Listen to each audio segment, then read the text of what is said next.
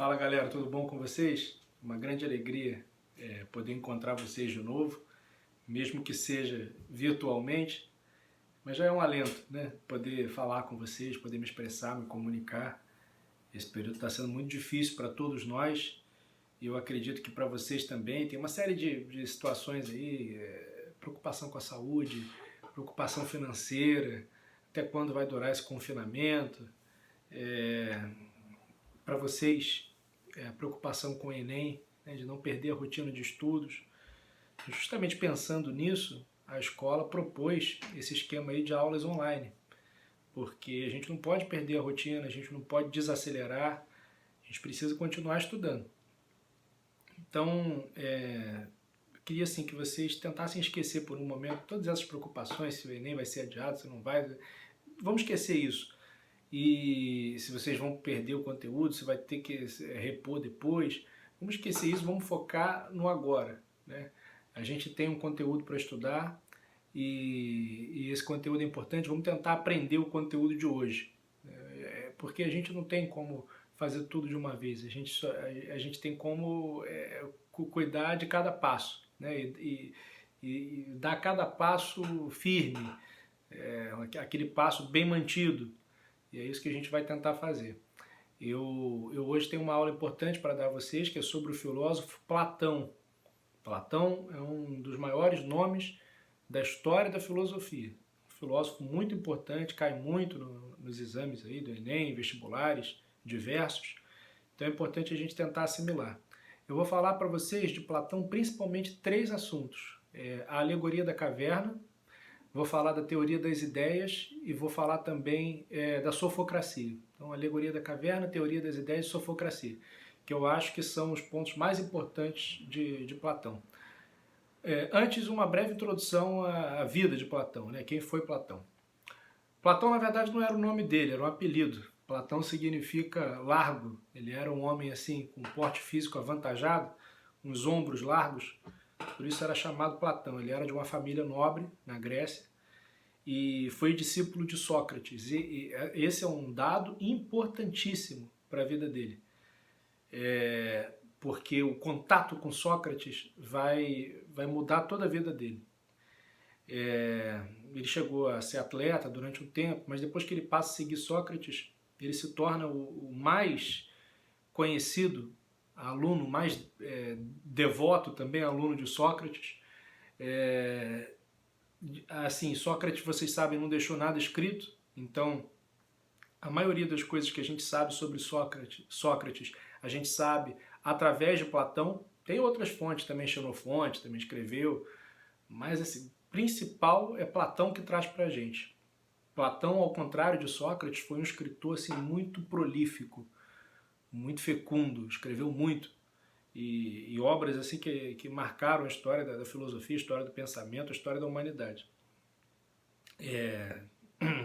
Tem muita coisa de Sócrates que a gente nem sabe assim, até que ponto aquilo é histórico, até que ponto é invenção do Platão.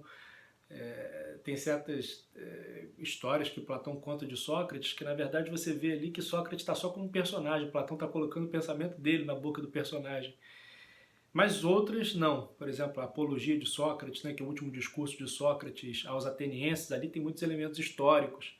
Então é bom também a gente, quando olhar para Platão, para os escritos de Platão sobre Sócrates, a gente ter esse discernimento, né, de saber até que ponto aquilo ali é histórico, ou seja, reflete o Sócrates histórico, e até que ponto, em que momento começa a ser já um personagem criado por Platão. Existe, né, esses três grandes filósofos gregos, eles têm uma ligação pessoal. Sócrates foi mestre de Platão e Platão foi mestre de Aristóteles. Sócrates tinha lá os seus discípulos, vocês sabem, ele morreu condenado, tomou veneno de cicuta, teve lá os embates com os sofistas, ele de alguma maneira resgatou a filosofia grega, né, aquela preocupação com a verdade, que os sofistas tinham desistido da verdade. Sócrates, ele dizia que o filósofo deve ter essa paixão pela verdade, que ele não pode ser mercenário. Então essa figura do Sócrates é muito importante para o resgate da própria essência da filosofia. E aí tem Platão, Platão fundou a academia. escola de Platão era a academia, que durou séculos. Mesmo depois da morte de Platão, a academia durou muito tempo. E o aluno mais notável da academia foi Aristóteles. Platão chegava a dizer que Aristóteles era a mente da academia. Depois Aristóteles fundou a própria escola dele, que se chamava Liceu. Então esses três filósofos são assim da época de ouro da filosofia grega, né? Sócrates, Platão e Aristóteles, e eles têm um vínculo pessoal entre eles. Começando então a falar especificamente da filosofia de Platão. Ele tem no livro da República um mito, uma alegoria, que a gente chama de mito da caverna, uma alegoria da caverna. E a história é basicamente assim: tem os prisioneiros que estão numa caverna, e nessa caverna eles não enxergam nada direito. Eles só conseguem ver assim na parede da caverna algumas sombras, umas sombras muito fracas. Então eles não têm uma ideia exatamente de como são as coisas, porque tudo que eles veem são as sombras dessas coisas. Até que um prisioneiro, com muito esforço, consegue se desvencilhar dos seus grilhões, das suas algemas, e vai até a parte externa da caverna. E quando ele chega ali na parte externa da caverna, primeiro ele fica cego pela luz do sol, fica deslumbrado, em grego, ferido pela luz. Então ele fica cego, depois ele vai recobrando a visão, e à medida que ele vai recobrando a visão, ele vai descobrindo todo um mundo novo que ele não conhecia, de formas, de cores, a diversidade dos seres, né? Ele vai conhecendo aquilo, e aquilo é uma coisa encantadora. Ele descobre que tudo que ele conhecia antes eram só sombras, e que agora ele está vendo a realidade como ela é. Antes ele vivia num mundo de sombras, num mundo ilusório, e agora ele está vendo como as coisas realmente são. Daí ele sofre uma inquietação, ele fica diante de um dilema: eu volto para a caverna para contar isso para os meus companheiros, ou eu fico aqui? E a decisão que ele toma é a decisão de voltar para o interior da caverna. Só que quando ele volta, os companheiros acham que ele está louco, e aí começam a falar mal dele, começam a xingá-lo, e o final do mito da caverna dá a entender que ele vai ser morto pelos próprios companheiros da caverna.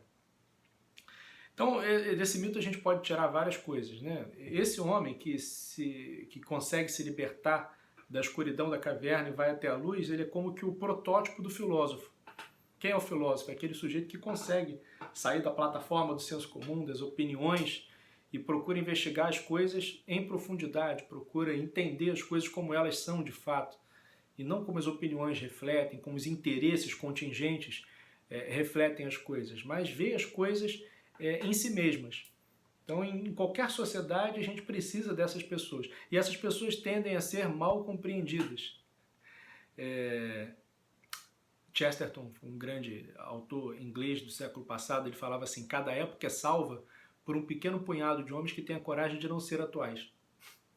Então, isso é uma verdade que é muito verificável na história, né? Quando você olha assim, tem sempre aquela opinião generalizada, aquele senso comum, e aí alguém que consegue enxergar as coisas com um pouquinho mais de profundidade vai ser massacrado por aquela sociedade, mas no final das contas o que ele está dizendo tem algum impacto, e às vezes até só depois da morte, com muito tempo depois, que a tese dele vai ser consagrada, vai ser reconhecida. Isso é comum na história da humanidade. Em vários momentos históricos a gente verifica essa questão. Então o papel do filósofo é esse. O papel do filósofo não é repetir as opiniões comuns, não é se contentar com o conhecimento parcial das coisas, o conhecimento limitado, como o conhecimento das sombras, mas tentar ver as coisas como elas realmente são. E a princípio a verdade fere, né? Assim como a luz do sol feriu os olhos daquele homem, a verdade fere, mas depois ela liberta. Depois a verdade acaba nos iluminando. Então essa é a mensagem principal do mito da caverna.